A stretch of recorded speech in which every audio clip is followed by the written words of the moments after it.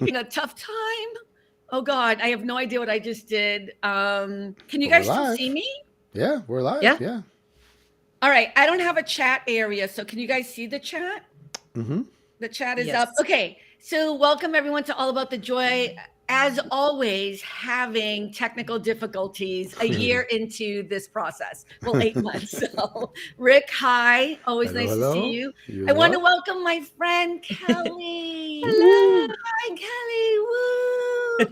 So nice to see you. I was gonna ask you a long time ago to come on the show, and I never did because I was like, she's so busy and everything, and always out auditioning, and she got her kids and her husband and her job, and so I was so glad that we were able to connect and figure out a way for you to be on the show. So I'm really excited. I'm excited too. So I'm so happy you asked me. I figured I wasn't going to make the cut to be on the show. Oh my God, not in a million years. Look who's And here. Tony. you know Tony's what? in the I would building. say hi, Tony, but I'm just going to ignore the motherfuckers who are streaming right now. Hey, Melanie, how are you? How you doing, Melanie? I'm sorry. I'm Mel. swearing. I'm sorry. Already right off the bat. But all these guys from Late Night Parents are somehow disrespecting the respect we're supposed to have for each other. That's all I'm going to say. That's all I'm going to say. Oh, But I do know that Tommy is not feeling well. Hold on one okay. second, please. Is that Tommy? Oh my God, this is my brother from another mother. So, Oh. Billy, I love you with all my heart, but I'm actually live right now. You want to say hi to everyone in YouTube land? Yes, this is live. Man. Tonight is your night. That is correct. And I believe it is 6 p.m. Yeah. Time, isn't it? Yeah, we just went live with Kelly and Rick, and we have people in the chat, and they're listening to you right now because I have you on speaker. That sounds great. I'll just let them know that I was giving you a friendly update. Let's chit chat and see how our lives are. I love you very much. I love Carmen, you. and I hope your show is a great success. Thank you. I love you, Billy. I'll talk to you later. I'll call you tomorrow. Okay, Bye. soon. Bye. Sorry. You know, you got to answer all your calls from family. I'm so sorry. You know what I mean? Sorry. Never know. Okay, so let's start with you, Kelly, if you don't mind talking. I know you mentioned something about our topic, but we'll talk about that later. I want to talk about you and acting, if that's okay first. Okay. Yeah. And I want to apologize. I really cannot see the chat that well. I do see that Tony thinks he can keep saying hi like we're going to bother, Hey, but we're Cynthia. not. Oh, hi, Cynthia. How are you? Tony said he finished right before we came on. Okay. Yeah. No, I'm not talking to him. I don't care. We're done. It's over. So, Kelly, first I thought I would ask you to share with everybody how we met, because I always do that first, if that's okay, because Rick doesn't even know. Right. Yeah. Well, we met in an online acting class with Howard Fine Studio. And we were participants in, well, it was an acting technique, right? It was a long, I'm turning off my phone right now, everybody. I'm so sorry. Go ahead. It was acting. It was his, it was Howard Fine Studios, who I always tell everyone, he's one of the best acting coaches in the country. His book is amazing. And we met because it was during COVID, right? We both were taking online classes, COVID, and we met in his first, I thought it was scene study, but you're probably right. I think it was like acting technique, like whatever the first level was, but it lasted for a bit. I think we had like a good 6 weeks. Yeah. And I hated you. No, I'm just kidding. Let's just tell the truth. I felt like though we bonded because there was, and anyway, there was an incident with another student that sort of. Okay, wait, Rick. Criticism well. Wait, yes. I'm going to interrupt. Is she really low to you? Because to me, she's extremely low. Could be louder. It's not super low, but you can actually, Carmen, on the side. I can't. Because you're using Firefox. I don't know where it is. That's what I did it another one. Hold on a second, Kelly, because here's the problem. If we don't do this now, then I am crying in editing. And here's what I don't see, Rick. Oh, there it is. Okay, never mind. Oh, good. It's just on the opposite side, and it's so weird, like big and different. Kelly, can you just say, I don't know, Boston rocks? I don't know. Say something. I don't know. Okay. Boston rocks. Okay, yes. I'm obviously not from there because there was no. I know, but I am. So hey. All right, go ahead. So acting class, we bonded over. There was a incident with one of the other students that sort of, and then Carmen and I think you were being a reader for me for we had a self-tape we seen. And you have to tell people these people are not acting people. Okay, so self-tape is, explain what that is. She's being a reader. So I have a script and there's 2 roles and I'm assigned 1 role, and then she's essentially being the voice of the other role. And then I was using my phone to tape myself doing this scene with responding to her voice, essentially, because she's off camera. So nobody's seeing her. And I sort of just took a chance. It was like, all right, but can we just talk about what happened? Right. And if we can't, that's fine, but with just because the gossip. Stop thinking about it. And I know that sounds so terrible, but it was an interesting thing. And she just completely went along and didn't judge me for whatever I said. No, why would I? We were all feeling the same thing. I mean, basically we were all hating somebody in the class, and it's a he. I think it was a he, right? Or no, it was a she. Oh, you know what? I'm so sorry. I hated a lot of people in the class. Right? But can I just say something? What we were doing in the class, because I think this is the interesting, is what happens in actual film.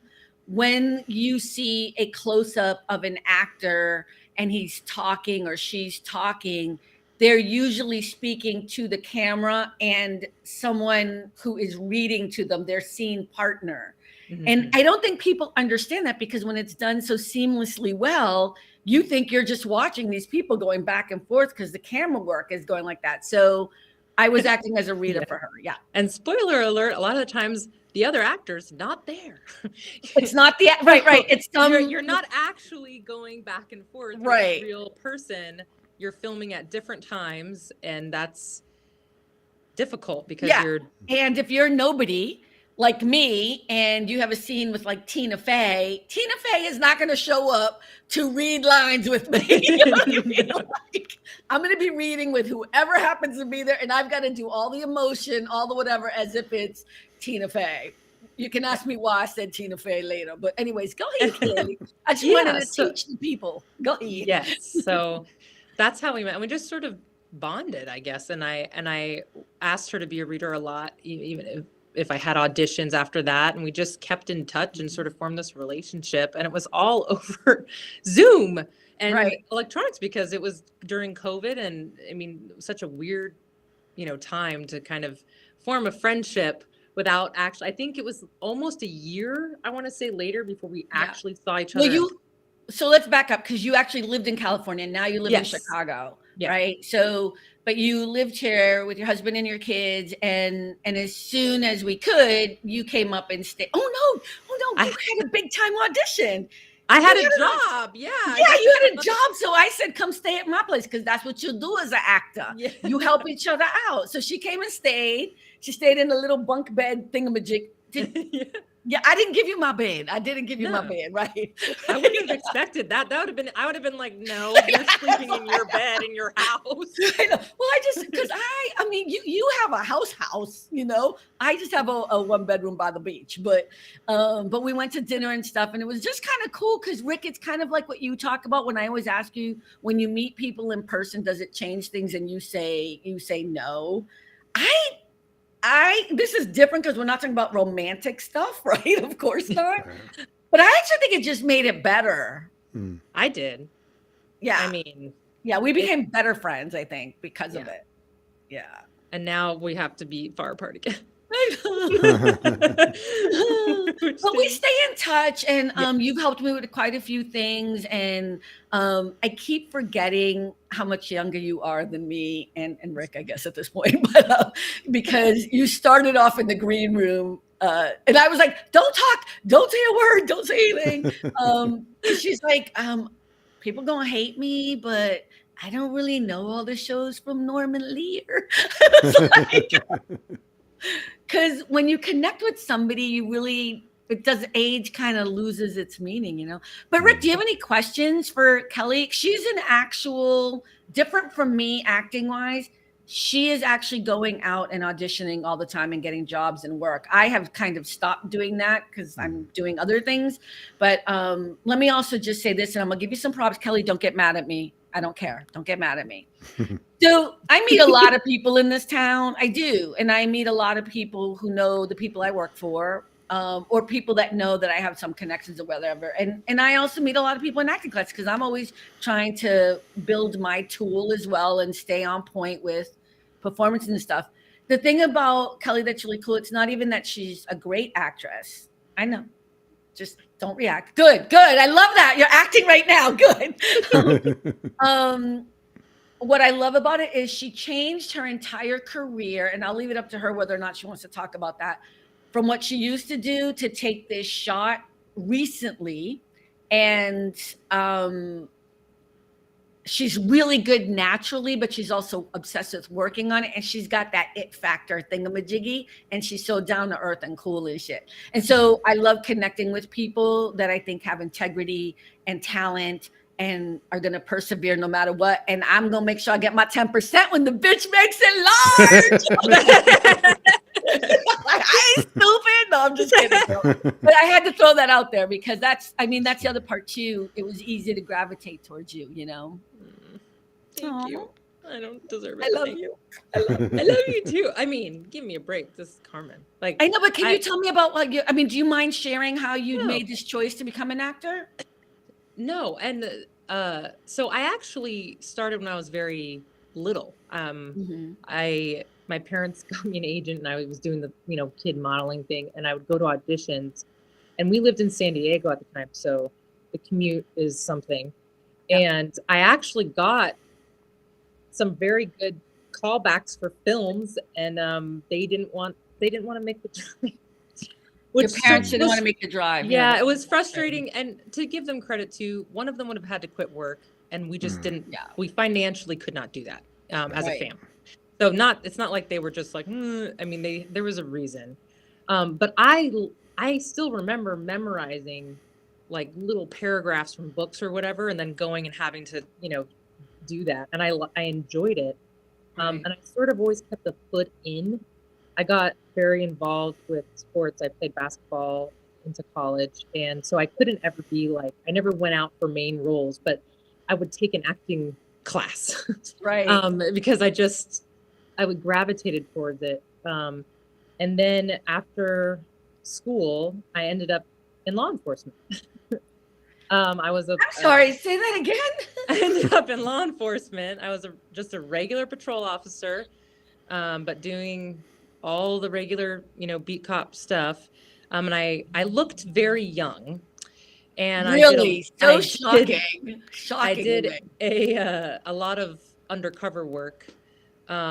So I just argue I kept trying to act, but just in a different like I was like, well, I'm gonna make it happen this way. But this is why I love your story so much, because I motherfucking hate cops. You and I have had this conversation. And one of my dearest friends was a motherfucking cop.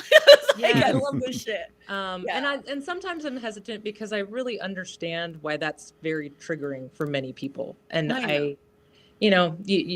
but I know how I acted and behaved and what I tried to do, but unfortunately there's a lot of other people that don't, that are not a great experience. But so I was in law enforcement. I ended up going federal, and I did that for total, between being a cop and fed, 11 years. And also a lot of the stuff on that side was sort of undercover type stuff. Okay, wait, Rick, is her sound going in and out for you? I think it's okay. Okay, go ahead.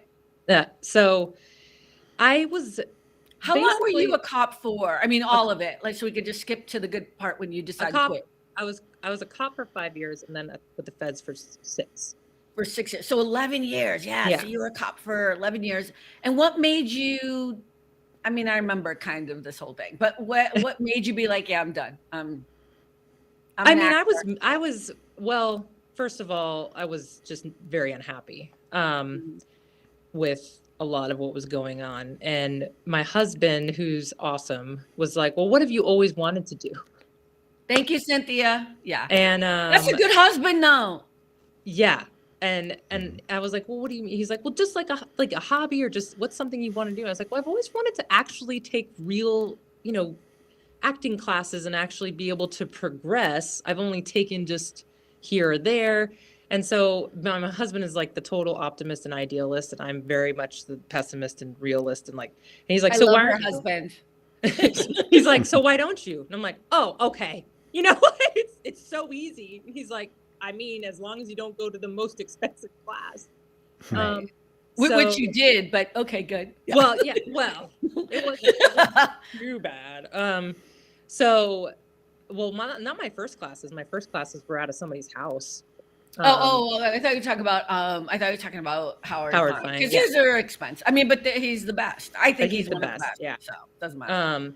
So then Howard was not until I got. That was later. That was later. Yeah. So I started doing those classes and got some headshots. And then just like it happens in California, literally again, my husband on a run, being the most extroverted person on the planet, sees this couple walking, and they had college shirts from Trinity University. And he's like, oh, is that from, like, total stranger? This is him. Oh, is that from, San Antonio? They're like, yeah. And so he just starts talking. He's like, oh, and then they finds out she's an actor, director, writer, and her husband's a producer. And they're actually writing a film about sex trafficking, which I did a lot of my undercover work as a cop. A lot of it was about underage sex trafficking. And he goes, my wife is an actress. Like, she did this, and I was like, you did not say that. No, everybody says that when they meet this couple. Please, I'm not a real actress. Like, I was doing that because I just started classes. And he was like, one thing I hate that you say. Yeah, I know. And he's like, they want your number, whatever. So anyway, that led to sort of my first, I'm like a glorified background person in that film. It's called Wake Up. But I was also a consultant for the law enforcement side of it. And so I met Janet that's Janet Perry, she's director. I met her, and through that project, then she turned me on to Howard Fine. And so then she's the one who turned you on. Oh, okay. Yes. All right. She was like, you have to take his classes. And then I signed up. Okay, then and we then love you her. were there. Awesome. Yeah. That is so cool. Yeah, I think there's also I think you and I have had this conversation about this line of humility versus factual things, like, I'm not a real actor. Yes, you are. Like, we go back and forth with it. Yeah. At that time too, that's how I felt. Now I wouldn't say that, but at that time I thought, now she's like, I'm an actress. I'm an actress. No, I can just get out. I'm an actor. Yeah. Yeah. So, Rick, do you have any questions? Because Rick don't even need to be here. He's like, I'm gonna just jump the fuck off. No, like literally everything I'm thinking to ask has already been answered. Oh, I'm sorry. I'm just trying. You know what? I'm never gonna know. I don't think Tommy's coming on. Tommy, we hope you're feeling better, love. Yes. He wasn't feeling that great, so he said he might not make it. But but do you have any, Rick? You could interrupt at any time, but I know it's hard because we could go back and forth. Well, we'll talk more when we get to Norman Lear. Oh, he don't give a shit about you, Kelly. No, I do. I'm listening. Are you kidding me? No. Well, we could intersperse it. I think for me, it's also this kind of idea that I love your spirit and that we connect and that you're so much younger than I am. And I was just reminded of that because when we were in the green room, we were talking about how you've never actually seen or watched a full show of Norman Lear, and you were like, I'm so sorry. I was like shocked. And then I realized you're only in your 30s, right? You're like 30 something, 31 or something, right? So I mean, thank you. That's nice. I'm working with you. With you. But you're young. You're in your 30s, so it doesn't matter. But it's just I mean, a lot of the shows of Norman Lear were also before our time. We were watching reruns when we were growing up as well. So Rick, take it away with Norman Lear, since we'll need you to speak at some point in the podcast. But I did see The Princess Bride, and he was a part of getting that. Yeah, he was a big part of that. Yeah, okay, that's a great movie, Princess Bride. So all these shows for us older 50 plus people that we remember. 50? No, I'm just kidding. Some of us. Yeah, if it wasn't for him, they wouldn't exist. The Jeffersons wouldn't exist. Archie Bunker wouldn't exist. All in the Family. Which one All in was your family. favorite? You know what? Where's that list? I had a list. I sent y'all a Oh list. yeah, Yeah. yeah. Yeah. Actually, the one that currently, even now, still makes me laugh, and it was my father's favorite too, was actually Sanford and Son. Oh, see, and I never could watch that. It I just wasn't my know, I thing. know. I never could watch that. Well, Yeah. well, I mean, I think I really liked him a lot, but I liked him more because he was also so politically astute, right? So Kelly, I know that you didn't watch any of his shows, but I didn't watch Maude either. Yeah, I But didn't I watch didn't that. watch a lot of these shows because they were also before our time. And as I mentioned when we talked about I Love Lucy, which he didn't have anything to do, I was also at rehearsal most of the time where I was doing other things. I wasn't home watching TV all the time. But one of the things that he is known for is, I guess nowadays it would be considered, I mean, really taboo subjects. Back then it was too, like All in the Family, the big thing there wasn't just the race issues that he would play with and make us all think about. Because Archie Bunker was a racist, Boy. racist, bigoted, terrible person, but you loved him like because you wanted him to be better than what he was. You know what I mean? And you knew that he had a heart, but he was the epitome of like just racism, you know what I mean? And also he was very sexist. His wife was supposed to be this and this, Edith, and also she gets raped on that show, right? I mean, we don't see that, but she gets that was another taboo subject where she ends up that was a big deal for that show. So you're talking about the 70s, and Sammy Davis Jr. was on that show. There were just so many stars that came on this show, but it was really well done. And then all the spin-offs, which was Good Times and Jeffersons. and I mean, Norman Lear, every show seemed to just do a spin-off of a spin-off of a spin-off, which is also unheard of today. It's not really common. Well, and then one of his more recent things, and that was just looking at the list, but it said it was like documentary, America Divided. And it was about these different issues, but with some big name actors portraying the different. Seems like he continued that trend, going forward all the way up to more whatever, mid 2000s. Right. It seems sad to me though that like nothing's really changed for the better. I mean, things have changed for the better, but I don't know. Feel like it sort of went backwards. I don't know. Rick, how do you feel about it since you've seen the shows or? Yeah, I mean, I was watching somebody the other day and they were like, you could never get away with this today. The stuff they said, never, ever. Yeah. Even today, it's like, especially the Archie Bunker, he's like the absolute unbelievablest of all. And that's not a word, unbelievablest, but it is now. And oh my gosh, the stuff he said, it's like, what? Oh my, I cannot believe you said that. But the part of him that was funny to me was, he didn't care. He spoke his mind. He did not care what anybody thought. He just blurted it out. Well, I'll tell you guys all a little secret. I never talk about people I know or name drop or whatever. And I didn't really know Carol O'Connor, but Archie Bunker is actually Carol O'Connor. That's his name. And one of my clients had lost her son to drug addiction, and so didn't he. And they knew each other very well. So I had the blessing in a weird way to meet him a few times when I first came out to Los Angeles. And I was like, like, what do you do with that? Because I'm not actually meeting him as me. I was basically somebody's assistant and in the room, you know what I mean?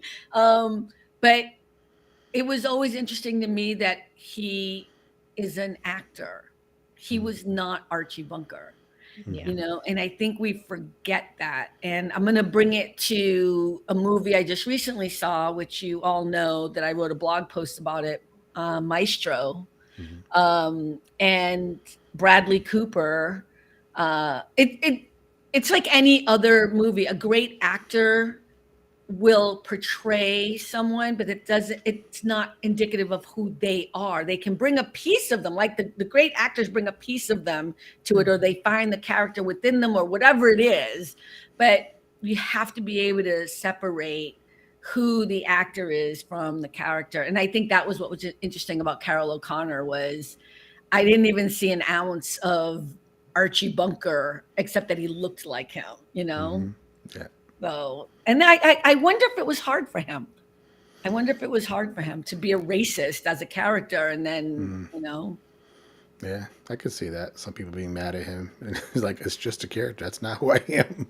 Yeah. Well, I think, yeah, as an actor, if you do, especially when you are talking about people who are playing villains, for lack of a better, if we're just going to overjudge. Right. If they do their job well, people do. They get like, right, you know, death threats. Right. And it's like, whoa, how can we talk about race unless we have the racist? Like, if you don't have it, you can't show it. We have to actually show the reality and the truth, even if it's a little, but I don't think it probably was, but just the point is we have to show this. Otherwise there's no way to open up the dialogue. And so somebody has to be that role and do it in an authentic way, because otherwise it doesn't work. And he was so good at it because you also loved him. Like, even as people of color, we loved the show. We loved the show because it was talking about something. And I don't want to talk for all people of color because I was way too young. I was, I don't know, 5 when the show came out, whatever, 7, right? We were all really young watching the show. But you remember it because everybody watched it. Everybody watched the show, and it was kind of like the talk of the town afterwards, or the talk of the next day, or whatever people would talk about it. So you would hear all these adults talking about it, and it was just like must-see TV or whatever. I don't even know if it was on NBC. Plus, remember back then, it's not like today where we have hundreds of channels. We didn't back then. It was only a few. Right. Is there anything that you do as an actor, Kelly, that you hate doing when you prepare for a character role? Is that too much in the weeds to ask you? But I'm just wondering. No. Hey, Brian. I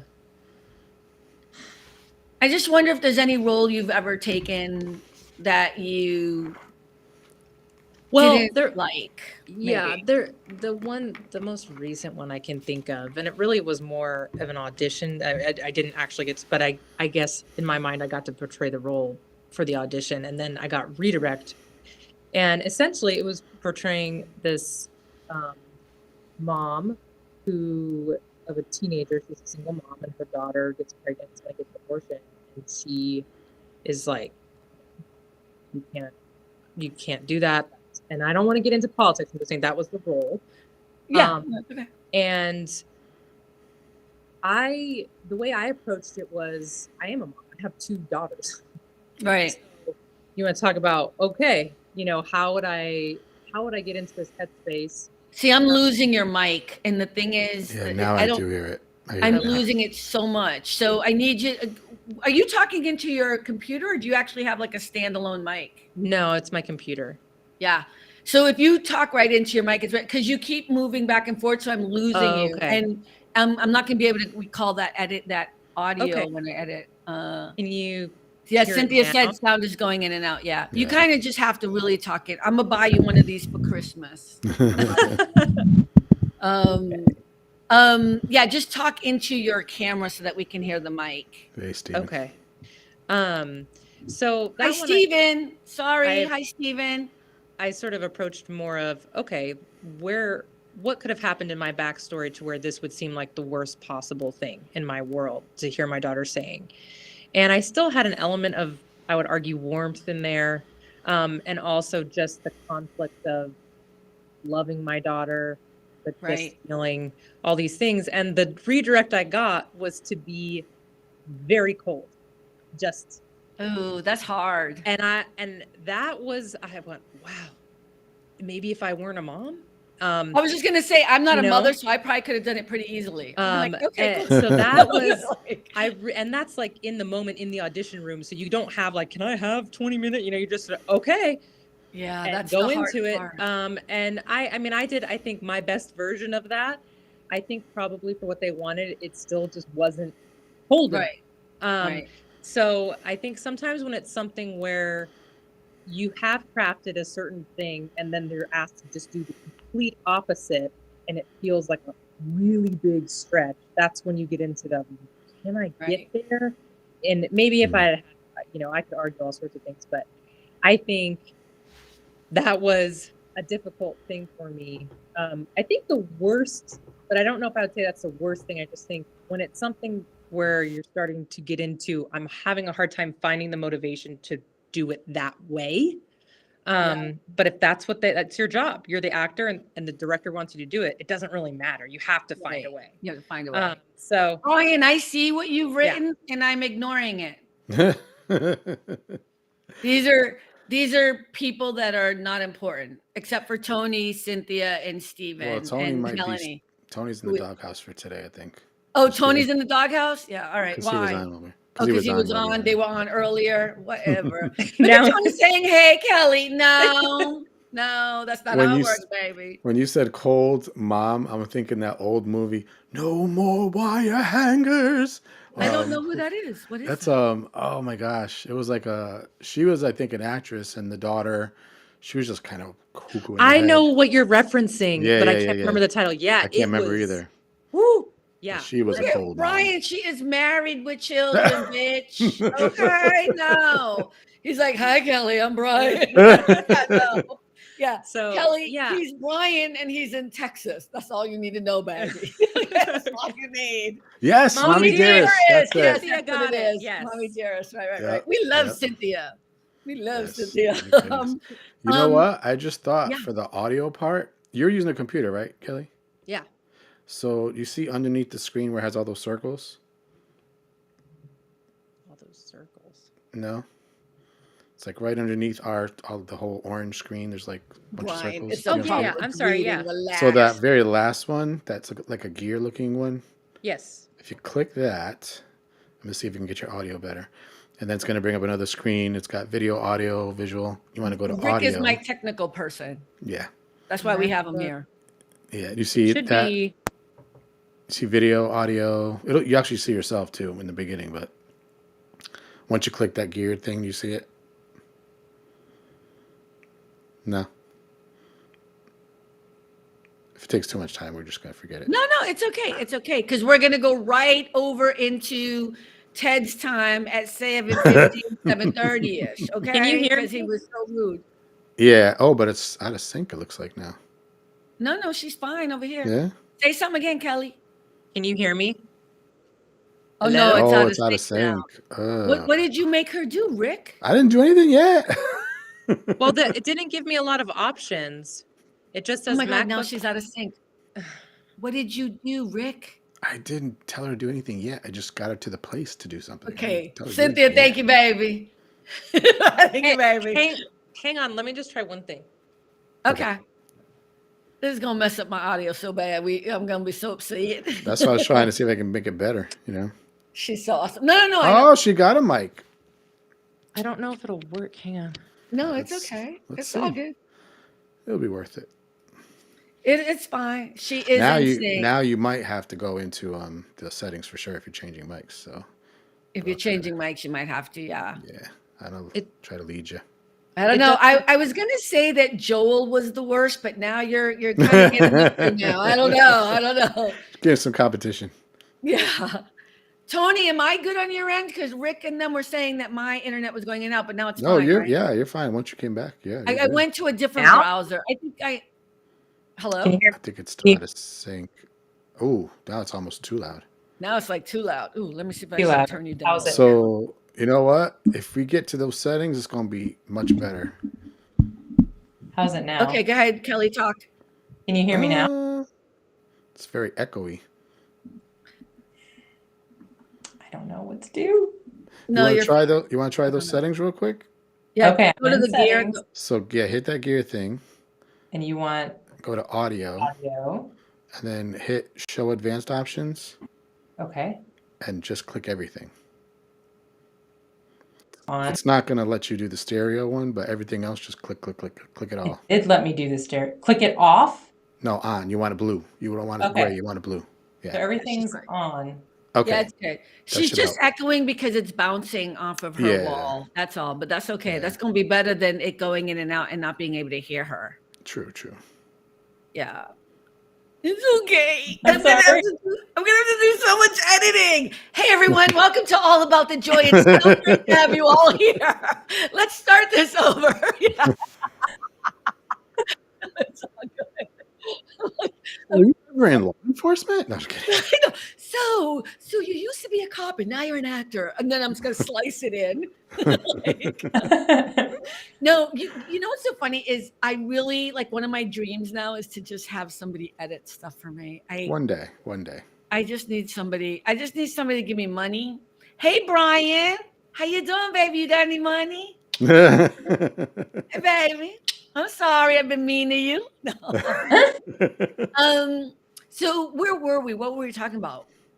I forget. I think just, sort of the plight of an actor. If you Plight of an actor. prepared something and then you get a redirect and it's your job. The cold mom. The cold mom, and then Cynthia was like, "Mommy dearest." No, that's right. I'm putting the inflection. I don't think she said it like that. I love every single opportunity of acting I can get. I mean, I know you're the same way. Like if somebody wants you to play something, you'll just do it. I don't think I've ever questioned anything. Look at Melanie. It's all about the editing.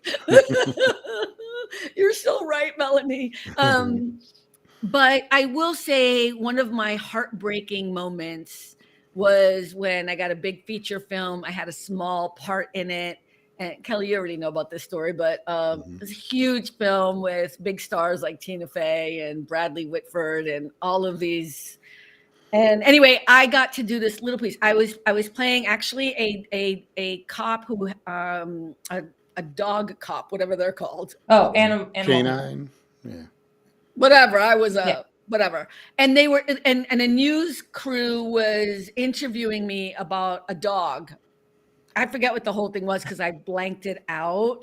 But anyways, let me just tell you what happened. So I got this role all by myself. I didn't have an agent. It was a big time movie. It was a Ron Howard production.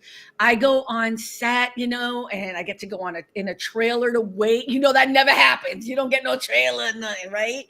So it was the end of the day shoot. I got to do the shoot and we had to do it outside on Melrose. And there was all this traffic that was stopped, and there were actually cops there that were hired to move the traffic along. And then there was all these crowds of people, like actually people walking by who stopped to watch this filming, which freaked me out. Can you imagine? Like you're so excited anyways, but you're on this big production, whatever. So I do my scene and I have to cry. Like I'm a cop, but then I start crying because whatever, the dog, I don't know, whatever. I'm so angry because I'm gonna tell you what happened afterwards. I do the scene and the director was like, excellent, cut, great. And they start watching the daily, like they watch it back, right? Mm-hmm. And my label or whatever it was, my badge or whatever it was no, there was like it had a nameplate. Yeah. It had fallen while I was talking. It wasn't secure. So I had to do it again. And, I had to cry and everything. And I was like, okay, I got it. I can do this. He's like, you sure? I'm like, I'm good. I'm like, can I just have some water?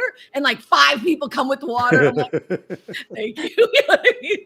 We take a minute. I do the scene again. And it was even better. It was awesome. It was great. I leave, people clap because they know I've been waiting all day. They know I'm a nobody actor. They know how stressful it was. We did the first take. It was great. The second take was better. That doesn't normally happen, right? Like, especially when a nobody actor. I felt so good about myself. I was like, I am on point. This is the beginning of my life. I knew all this time in Hollywood. Here it is. I got cut from the fucking movie. I got paid for the motherfucking day, a lot of money. But I mean, like a day of work, I forget it was like $1,500 or something. And I had no agent or whatever. So it was amazing money, right? Because I am a SAG actor. But I knew I reached out to the producer because no one had reached out to me. And usually within like 2 or 3 weeks, you kind of know when they start doing the editing. Oh, Brian, please. You'll hear about it. So it was like 6 months, 7 months later, whatever. And, they told me that I got cut. And they were like, it's not you. I'm like, it doesn't matter. Like, It's like, yeah. Well, my scene was supposed to be, I don't know if it was Tina Fey or Bradley Whitford or who it was, but they were supposed to be walking into their hotel room and they were going to catch the news and they would see this spot and then move on. You know what I mean? And it would have something to do with their next scene. Mm-hmm. So it wasn't like a big part, but it was to me. You know I mean? Yeah, of course. And you get cut for a lot of reasons. I mean, I edit now this little YouTube thingamajiggy that we do, and I edit shit all the time for the audio that Rick probably doesn't like or whoever doesn't like or whatever, you know. Well, you know what I'm saying? Like you edit things for a reason because you need to make it tighter or whatever. Right. But I went and saw that movie by myself because I wasn't even invited to the cruise show or nothing, which I thought was mean. I thought they should have invited me to the premiere or whatever. You know what I mean? Like, because they do the cruise meetings or whatever, but it's okay. And they thanked me in the movie, whatever, you know, like in the credits, not in the movie, but I went and watched that movie, which was the stupidest thing for me to do because I cried the whole time. I was sitting in the theater alone. I know, because I was so sad. But let me tell you something. That's the life of an actor. Yeah. And it's not like today where you can get the DVD with all the deleted parts, you know. They didn't really probably have that back then, did they? No. I mean, I'm sure somebody has that. And something when I do make it big, they're going to come out with it and everything. But no, I don't know. I mean, I think they get rid of all that. But, you know, I mean, why would they keep it? I guess I could have asked for it. And that's something I did because I was so in my feelings about it. I was so upset about it. And I waited too long because I thought it would be in the movie. I was like, well, I'm going to have the movie. So I don't need. So it was a mistake I made. But, yeah, that will always be my most heartbreaking moment in LA. Yeah. Yeah, it's really hard. It is very strange going hard business. Just you have to actually enjoy acting, the craft of acting. I mean, I know we can talk about people who just got famous to be famous and they've had success, but when you think of the actors who are the really good actors, right? None of them got into it because they're like, I'm going to win an Oscar. They love acting. And if you don't, because it is the weirdest thing to do if you don't love it. Like I would say, you know, Howard Fine says this, do anything else. Oh. Like I just lost you guys. That yeah, you disappeared. It said reconnecting. Yeah, you disappeared for a second, but you're back. Wait, you see me now? Yes, I see you. I don't understand what's happening. It's one of those nights. It's all Ted's fault because he went on and he put a bad spirit in us. Bad juju. And it's messing up everything. I missed what you said, Kelly, because it. Oh, I mean, I was saying. You have to love acting. You have to love acting, which I genuinely do. And especially I love acting, but I don't like auditioning. Well, yeah. I like auditioning live. The Zoom stuff is difficult for me, and I think I'm, you know, it's newer. A skill. That's newer now. It's a skill, and we have to do it. Yeah, that's a newer thing. I've booked jobs with a Zoom callback, so like I've you know been able, but even if you have the most, you know, blank reader, you know, like they're giving you nothing in the room, which is fine. Right. It's still easier for me to give something to that than just because even when I'm doing Zoom, like I can't, if I look right at the camera, I'm not looking at Carmen. I'm looking at a little hole in my camera, you know, like, so you want to connect with somebody and go off whatever. And it's sort of difficult. So auditioning is really hard, but I do really enjoy it. I love being able to try acting, but I like theater. You like film acting. I do, but I love theater too. I just, right now, I'm trying to TV and film more. And I don't have a lot of theater training. But Rick, you love acting. I mean, I've never done it, but I mean, I enjoy the whole process of it. I've actually listened to a bunch of them lately that said like, what you guys were just talking about, how now it's all on Zoom, it's all on video, and they're like, it's just not the same, you know, and like, you know, you're trading the nervousness and they're gonna like me, and be surrounded by people by being in the comfort of your home. But again, you can't see somebody, you can't play off of nobody. It's just you're looking at the depends on what you're looking for. Because Brian, I'll answer your question in a minute. I think the difference that's really great about it being on Zoom or whatever, on camera or recorded or whatever, is you do get to see what somebody looks like on camera, which is actually what they're looking for when you're doing a film or TV show. You know what I mean? Of course, everything changes with lighting or whatever, and it's a lot for an actor to have all that. But SAG just, part of what they put in this new contract was provisions that people don't have to have an elaborate setup in order to audition, because that's been costing actors a lot of money and also a lot of jobs, you know? Yeah, and Cynthia asked, I used Cynthia once to read. That's right, because I was having a tough time finding someone, and she read with me so I could audition. Brian, no, just that face said everything. I know, I'm like, oh, I'm so screwed. No, for some reason, it wasn't. I don't think it was about that. I don't think it was a. I would have called you, but it wasn't a you thing. It wasn't something I could have you do. I forget what it was. It's totally fine. I don't know, but I would have called you, but it wasn't that. Brian asked, being on location is better than the stage. And that I think what he means is filming in a television studio or on set versus being on stage. Let me tell you I love being on stage. I've done both film, television, and I've also done stage work, theater, live theater. Here's why I love theater more. It's not because I think acting is better. You know, there's this snooty thing about if you're a theater actor, you're better. That's not true, because I would give anyone qualms to go up against Viola Davis or Meryl Streep, or, you know what I mean? Like that's not how it is. For me, what I believe is I'm really good when I get on stage and I have no choice but to perform, right? You do not get to do a do-over, whether a phone rings or whether somebody trips accidentally or you mess up a line or your scene. You just have to go with it. And I'm really good. And I love that. I love the butterflies and the nervousness. For me, and Kelly will have a different experience and we'll share it.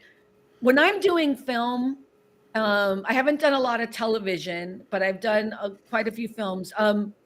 I don't like the repetitiveness of film acting. So you go back and forth. We'll do a scene, like me and Kelly will do a scene here, and then we'll have to then do the same scene again because Rick has to come in and walk by. So we'll have to do the scene again with the camera here. Then we'll have to do Kelly speaking, doing the scene again without me being in the shot so the camera can do her. And then we'll have to do the scene again with the camera pointing at me. And so I have a really hard time being fresh every time and being alive in the moment. It takes such skill and such brilliance. And when you're working with so many people, by the way, that's just the problems with the camera. There's lighting issues, sound, actors fuck up their lines. I mean, you see scenes in a movie and they've probably been shot at least 10 times. Yeah, I mean, at least. And then and then you have to reset, like, depending on what happens.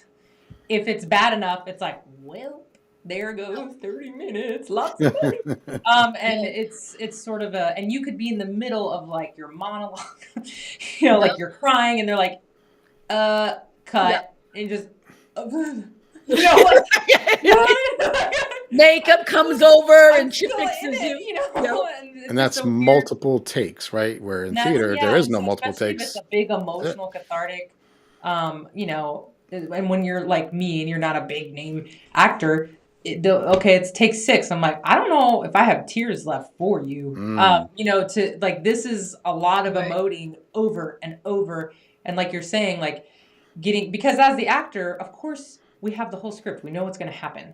Right. But the whole point of that moment that you're filming or that scene is that your character doesn't. So you have to be just as heartbroken or whatever and let it surprise you. And then you might not get exactly emotional. I mean, if you're doing it right, it's not quite in the same spot every time, because unless you're a robot, you could just make yourself go, which I know some people can. I can't. I have to be really connected with it.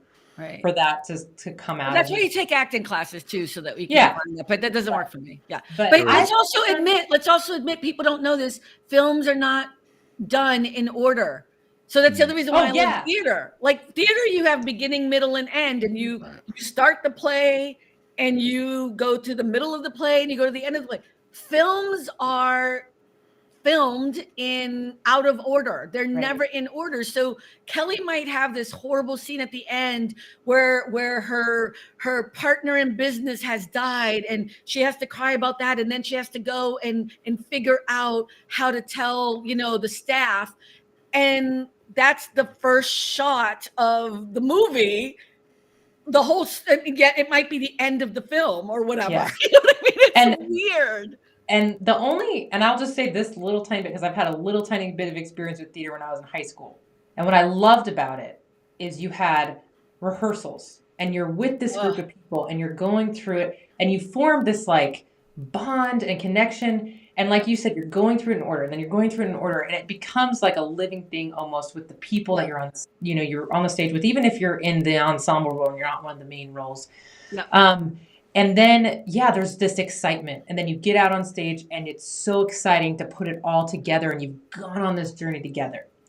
Now, that's not always how it is on TV and film acting, especially TV if you're like a day player under 5, which is kind of my deal right now. I'm not bonding with these people. I have to come in, I get 2 seconds. And a lot of times the rehearsal is literally while they're shooting. Like they do one take and they're like, all right, do this for this take. And it's like, okay. And that's literally the rehearsal. You don't get all this time. So you got to be ready to go. And you're taking that from the audition room. And now you have a set. So to answer Brian's question of is on location, I think it's better because, of course, when I'm in my little room here pretending that I'm looking at a waterfall, I really got to go into my head, obviously, because I'm not looking at a waterfall. I'm looking at my box light. When you're on the location, yes, it makes it a lot easier in some ways to really get the vibe of I'm here and I believe it in my bones. I might not have to do quite as much work before I turn that, the camera gets turned on because you're there. But that was my brief experience with theater, and partially why I loved it, because I loved feeling like I was with like this band of people. Michael Bubbles. Yeah. Michael Bubbles. Hello. Hi, Michael Bubbles. Who's he calling Spider-Man? Oh, I do. Spider-Man back here. You have Spider-Man in the back. You know what's funny? I have a game at the end of my broadcast that I do every day, and today the question was, who's the person that whispers the lines on the side in the theater for people that forget their lines? And I was like, oh, I didn't even think about that. And it was Prompter. Prompter. I was like, where's Carmen? We needed her today.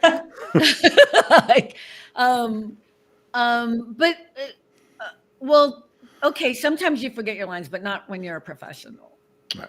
Here's the thing I always tell actors who come to LA, because so many come and then they leave.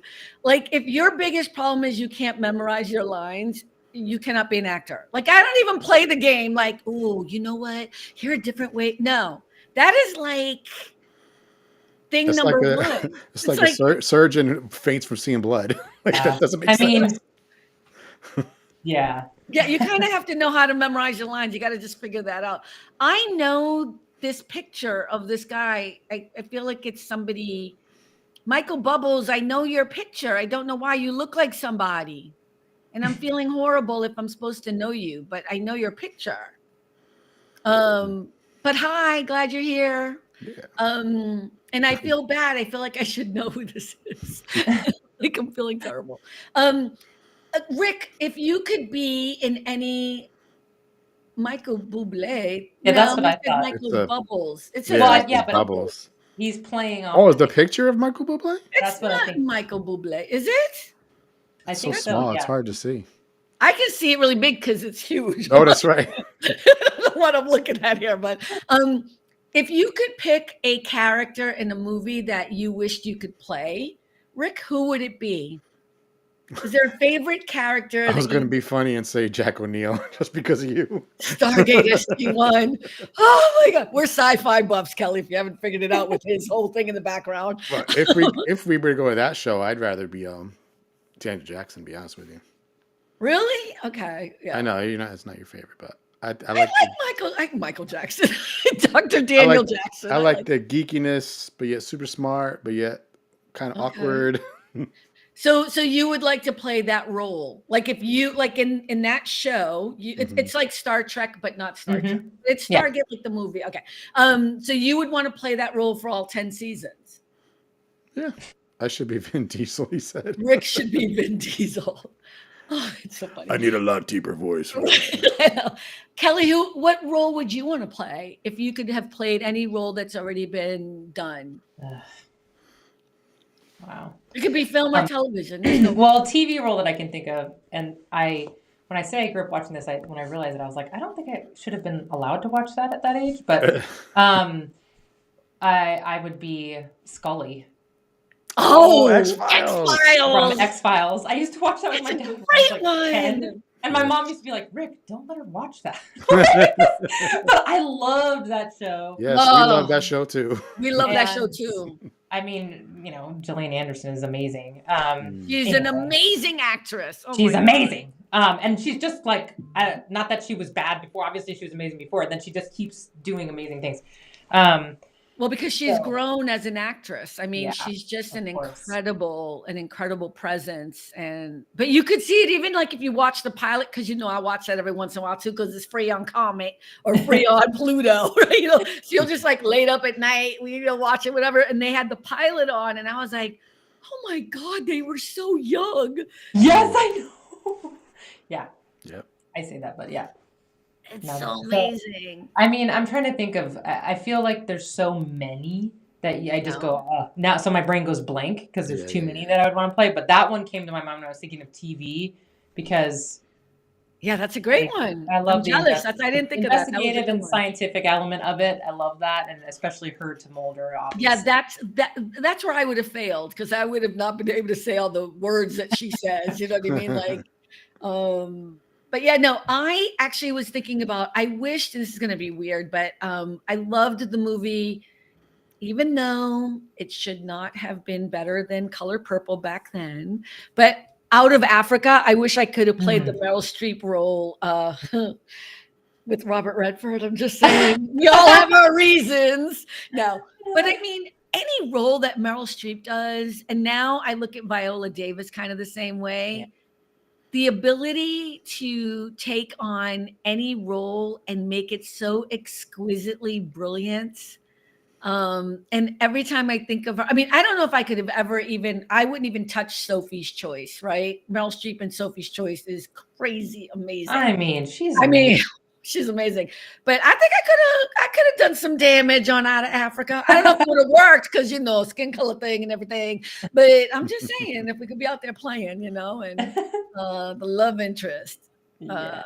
But yeah, what, Rick? I know you're trying to say something. No, I was just going to say, maybe in the future they'll do like a sci-fi version of Out of Africa, and then you could be no, a sci-fi version. Did you ever even see Out of Africa? Yes, we talked about this movie. Yeah, I was mad because Color Purple didn't win awards because of that.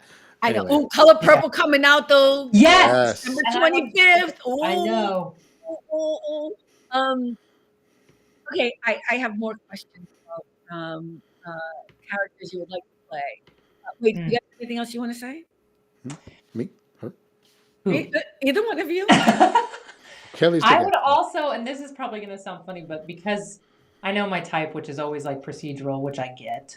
But I would also like to play, I'm thinking of, there's two roles in The Help that I would like to play. Jessica Chastain's role.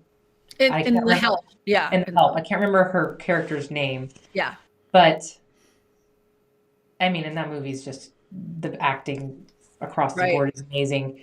And obviously Viola Davis, isn't it? That's what she won, didn't? Oh no, she didn't win for that. Not for that one. No, she won for the movie with Meryl Streep and The Nun.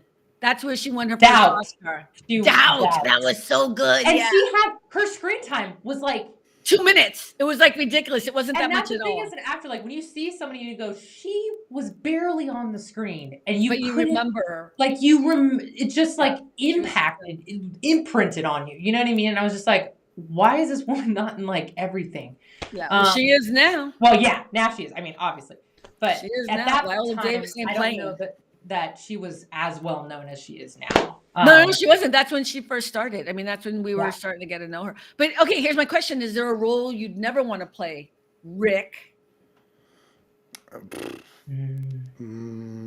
I would play anything. In my perfect world, I think I've told both of you this. In my perfect world, if I could work as an actor, and not audition and never audition ever again, because I don't ever want to. I'm not going to audition anymore. That's why I'm creating my own space. You know what I mean? Like, I hate auditioning. But I would want to be like a Klingon in Star Trek, and only like the cult know who I really am. Like, I've always thought that if I were going to be an actor, it would be as, with amazing makeup or whatever, and like in a way not hidden, but only real people who know the show or the movie would know it was me. Like, that would have been like my favorite, because the idea of being unable to walk the street because like you're so famous, that would make me nauseous. Like, I've seen it.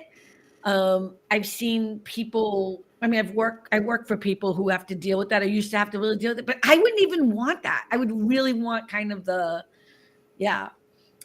Brian just said, I'd love to play a villain or a villain's right-hand man. Yeah, that I could see.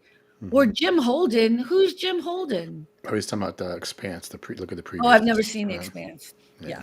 A role that you guys would not want to play, if any at all. I don't know that I have one that I wouldn't. I feel like it's such an actor thing. I want to try. I want to try everything. Right. Just give it to me. Let me see what I can do with it. I actually think villain would be really interesting, especially if you had a lot of like a really great story. Where you had an actual like a 3-dimensional villain. You know what I mean? Somebody that's got all this going on, and there's a reason why they kind of got into and became the way they did. I would love to do that. Right. The first time I had an issue when I didn't have an issue, but they asked me, I did a short film, and it was in the beginning, this was years ago, in the beginning of when we were starting to talk about transgender. And I played like the aunt of the person, the lead, who is transgendered.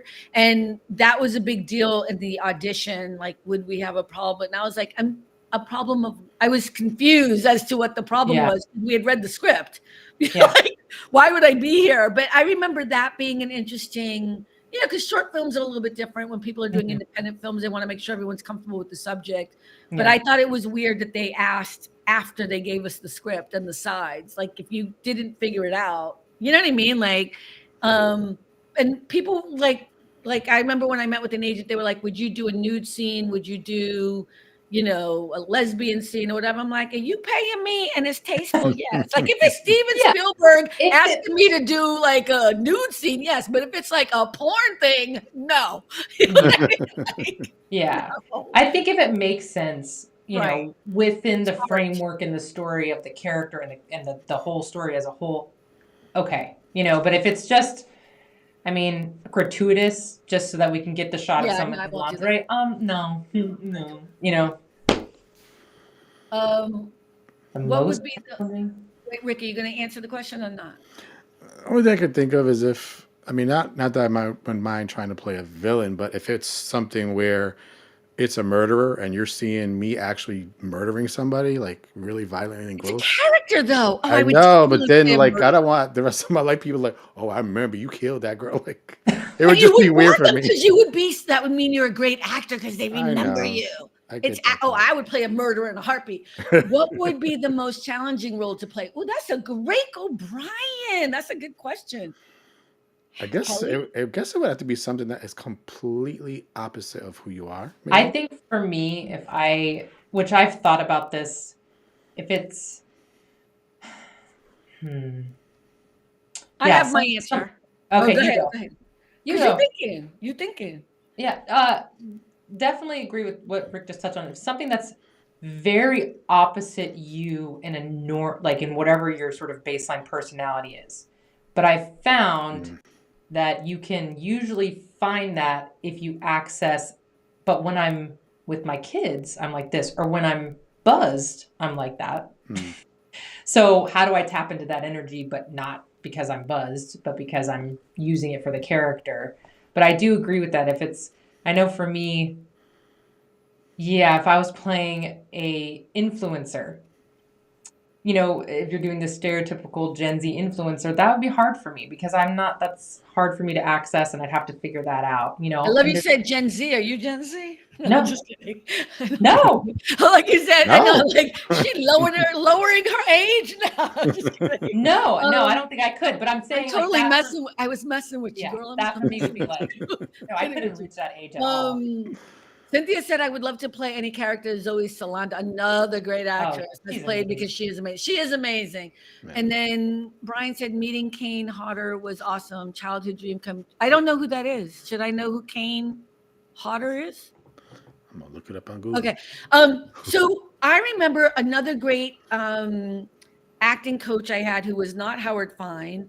I never promote this place because I think it was one of the most horrible places I took acting classes at. But this one instructor made this great point. He's like, we've all murdered before. And of course, the whole class was like, what the hell is he talking about? You know what I mean? Like I was like, whenever a mosquito bites you and you go like that, or you get rid of a roach or whatever it is, that is exactly the same type of, that's a morsel of what it is to play that character, right? That's where you would take some of that from. There's most murderers, when they do all the psychological background information, they don't think that they're murderers. They're justified in doing what they think they're doing, right? So, I mean, that's the thing about acting is anyone who plays a villain or plays a bad person or a killer or a serial killer, whatever, the reason why we end up sometimes cheering for them or the abuser or whatever it is because you put some humanity in them, because you realize they think from their point of view, they're doing the right thing or they're doing it for a reason. So you can't look at it as a murderer. You have to look at it as a person who thinks he has a reason or right to kill. And then it becomes a much more interesting character, right? That I would play a murderer in a heartbeat. In a heartbeat, I would do it. You kidding me? I would love okay, this is what I love about acting. I love the research, baby. Give me the role. I'm going to research that shit. I'm going to be on point. I had to do a play called, I forget the name of it, Clean House? I forget what it was. But I had to do a Portuguese accent. I told you this, Rick. I did the research. I was so good. I met with people who were Portuguese, got the accent down. Unbelievable. Oh no. Is it me? I always play housekeepers. Back then, I was always playing housekeepers. I got paid, so I don't care. That was fine. That was my type. Unfortunately, you froze for a little bit for a second there. Sorry. Again? Yeah, but it was temporary. It was very temporary. You know what's so weird? I haven't seen it once on my end, and I think what's going to happen is I'm going to see the recording, and it's not going to happen again. I don't understand. I hope it doesn't. Yeah. But last time you said it too, and it didn't happen, and Yeah, I don't see it on my end. I saw the reoccurring. I got to fix it because I don't know what's wrong. Yeah, I was thinking about, there was a show, Tom Holland did it, the one that did Spider-Man. And it was it on Netflix? I forget, but he played a character that was multiple personalities. Oh yeah, and it was a really, really good show.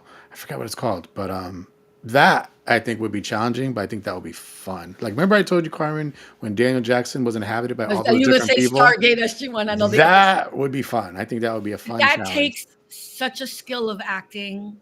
This is what people don't understand. Yeah. So in Stargate SG-1, Daniel Jackson, the character, walks into a ship and he inhabits the souls of people on the ship.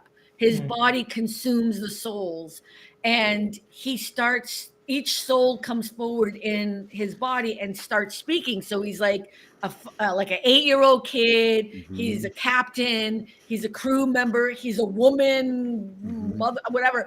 And he goes in and out of it. It is a spectacular episode just to watch his ability. I don't know why people don't love sci-fi. I mean, his skill level is on point. Yeah. I would not want to do that because it would be too hard for me. I will be honest about that. I think that would be hard. I'm not that good. He did say challenging, so that's why I challenging. Yeah. Chris Hemsworth actually is a much better actor than people give him credit for. He was amazing in Extraction and Extraction 2. And those are not usually my genre, but I'm going to see that boy in anything. Okay. Anything. Okay. But he was really good. He's a great actor. I think he's a great actor. Yeah. I think sometimes too, because he's been in these more action things, but people don't realize how good that person. And I think maybe like Bradley Cooper too, like he was kind of a pretty boy, right? If we're gonna label somebody, but he's an amazing actor. Oh, man. What's that word?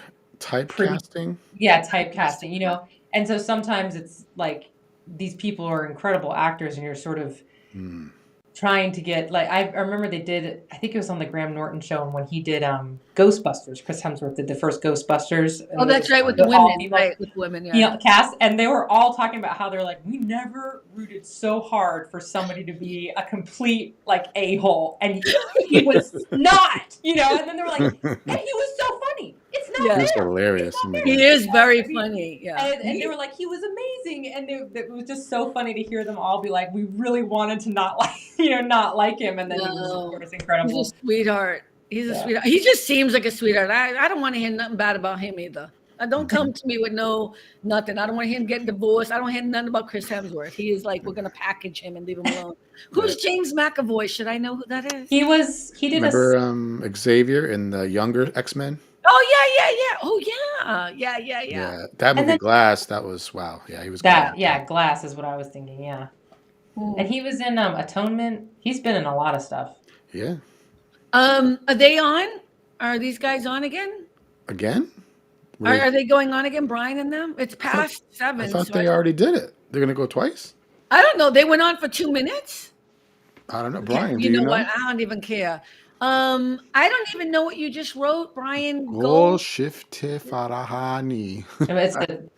Oh, yeah. I know who you're talking about, but I can't say the name because I'm hacking it. Badass. For sure. Absolutely. So look, I'm going to wrap this up. I just want to say a few things. Number one, I want to wish our friends, all of our Jewish friends or anyone who celebrates, I want to say Happy Hanukkah. I guess Happy Hanukkah is probably not the best way to say it right now with everything that's going on, but I want to wish our Jewish friends and anyone who celebrates a wonderful and beautiful holiday season. Today is the first evening of Hanukkah. That's number one. I do want to give love and joy to Norman Lear. And, we talk a lot about allies. We kind of throw that word around.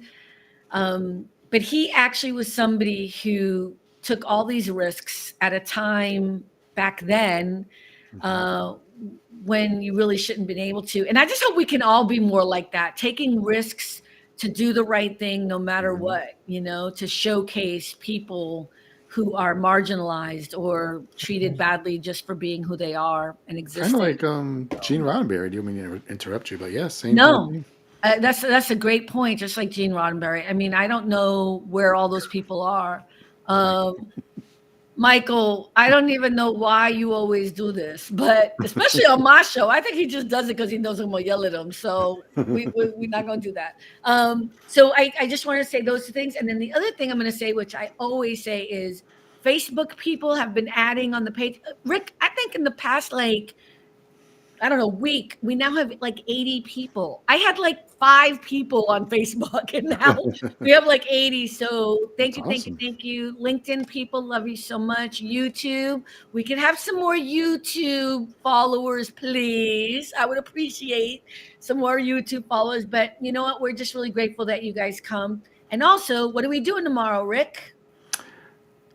Joint broadcast with Late Night Parents. Yes, so we will be back tomorrow night at 6 p.m. Pacific and 9 p.m. Eastern, and we're going to be meeting with these knuckleheads. Exactly. I don't know how long we're going to last because, whatever. But, yeah, Brian, me and you, we're going to fight. Kelly, thank you so much for coming on the show. I hope you'll come again. Yes, I will. I mean, thank you so much for having me. And nice to meet you. Will you come on when you get your first nomination and everything? I just want that recorded. Yes, I will. Yeah. With the thing, you know, with the Oscar, my name in the nomination list, like really tiny. There it is. Yeah. I want to thank Carmen for reading with me. She's not gonna remember me. She gonna be like, her people gonna call me and be like, we have changed our number, and she don't know what you're talking about. You know, she knows that's not how. I mean, I think that's one of the things that I'm grateful for about getting into it at this point, because I actually want to do it, and I feel like I have some type of grounding. Well, you have people who support you because we believe in your talent, and we're not going to bullshit you, and you know what I mean? Like, I think that's the hard part is people, whatever it is you want to do in your life, you have to get the right people around you to support you. Not just anybody, not just everybody. You got to get the right people who are going to tell you the truth and who are going to say to you, we love you. We think this is good. We think this is bad, but we're going to be here no matter what. And I that's the only kind of people I want in my life. I don't know why Rick's here, but he got some. I wasn't really kidding. Thank you, Michael. I appreciate you stopping by, and we will keep shining our light. I don't know how powerful it is, but thank you. Good night, everyone. Thank you, and remember, it's always all about the joy. Bye. I'm saying bye, but I don't know where the end the stream thing is. Wait a Kelly, second. You don't have to disappear right now, by the way. It was don't log off yet, Kelly. Okay. Oh my God. Oh, here it is. Okay. Okay. It's at the bottom over here. Okay. Bye, everyone. Bye. Thank you.